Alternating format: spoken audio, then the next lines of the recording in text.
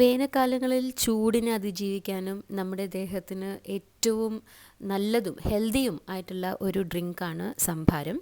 ഈ സംഭാരത്തിൻ്റെ റെസിപ്പി നമുക്കിന്നിവിടെ നോക്കാം. ഇതിനായി ഞാനിവിടെ എടുത്തിരിക്കുന്നത് 1 കപ്പ് തൈരാണ്. കട്ടയൊന്നും ഇല്ലാതെ സ്മൂത്താക്കിയ ഒരു 250 ഗ്രാംസ് തൈര്, ആവശ്യത്തിന് ഉപ്പ്. ഇനി ഇതിലേക്ക് ചതച്ച് ചേർക്കാൻ വേണ്ടി കുറച്ച് ഉള്ളി, 2 പച്ചമുളക്, ഇഞ്ചി, കറിവേപ്പില. ഇതെല്ലാം നമ്മൾ ഓരോന്നായിട്ട് ചതച്ചെടുത്ത് നമുക്ക് ആദ്യം തന്നെ മാറ്റി വയ്ക്കാം.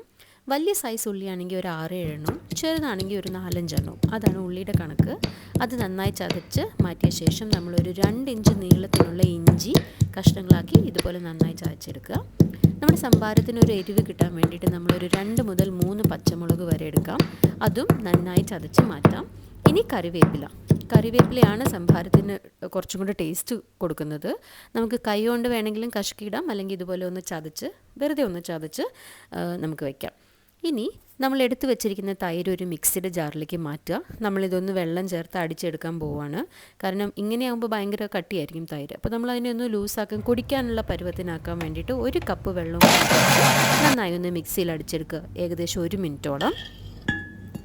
അത് കഴിഞ്ഞ് നമ്മൾ ചതച്ച് വെച്ചിരിക്കുന്ന എല്ലാ ഇൻഗ്രീഡിയൻസും നമ്മളൊരു ജാറിലേക്കോ അല്ലെങ്കിൽ വാവട്ടുള്ള ഒരു പാത്രത്തിലേക്കോ നമുക്ക് മാറ്റാം. അതിനുശേഷം ഈ അടിച്ചു വെച്ചിരിക്കുന്ന തൈരും നമുക്ക് ഇതിലേക്ക് ചേർക്കാം. ഒപ്പം തന്നെ നമ്മൾ എടുത്തു വെച്ചിരിക്കുന്ന ഉപ്പ്, ഏകദേശം ഒരു 1.5 ടീസ്പൂൺ ഉപ്പോളം വരും. അതും നമ്മൾ ഈ ജാറിലേക്ക് ചേർക്കുകയാണ്. ഇനി ഇത് നമുക്ക് നന്നായിട്ടൊന്ന് ഇളക്കി കൊടുക്കാം. നമ്മുടെ ചതച്ച് വെച്ചിരിക്കുന്ന എല്ലാ ഇൻഗ്രീഡിയൻസിൻ്റെയും ആ എസൻസ് ഈ മോരിലേക്ക് ഇറങ്ങാൻ വേണ്ടിയിട്ട് നമുക്ക് നന്നായിട്ടൊന്ന് ഇളക്കി കൊടുക്കാം.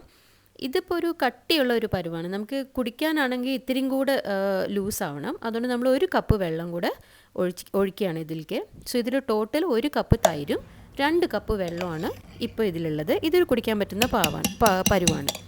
ഇനി നമ്മൾ ഇതൊന്ന് അടച്ച് ഒരു 30 മിനിറ്റ് മുതൽ 1 മണിക്കൂറോളം നമുക്കിതൊന്ന് റെസ്റ്റ് ചെയ്യാൻ വെക്കാം. അപ്പോൾ അതിൻ്റെ എല്ലാ എസൻസും ഇറങ്ങും. അതിനുശേഷം നമുക്ക് വിളമ്പാവുന്നതാണ്.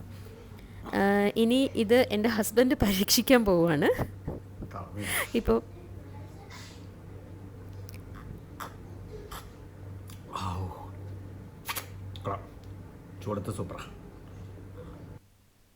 എല്ലാവരും ഇതൊന്ന് ട്രൈ ചെയ്ത് നോക്കണം. ഓക്കെ.